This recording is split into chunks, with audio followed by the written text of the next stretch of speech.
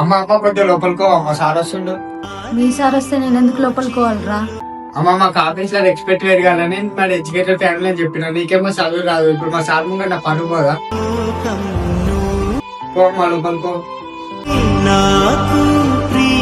లేవమ్మా లోపలికో. హాయ్ నవీన్.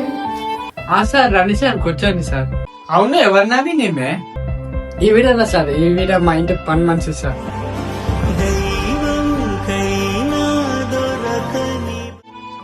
అమ్మ ఒకటి వాటర్ ఇవ్వవా?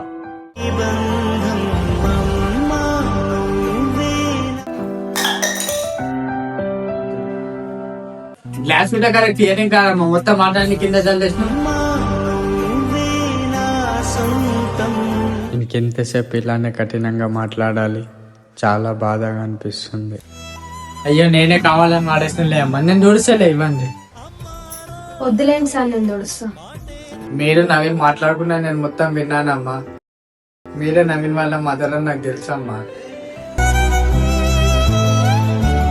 నీ కొడుకు నిన్ను ఒక పని మనిషి అన్నగా నువ్వు ఒక తల్లిగా ఎంతో ఒక్కగా చేస్తుంటే నేనే చూడలేకపోతున్నామ్మా. నీ జాబ్ ఎక్స్పెక్ట్ కోసం అని కన్నా తండ్రి నా పని మనిషిని చేసావు. అలాంటి జాబ్ నీకుంటే ఎంత లేకుంటే ఎంత.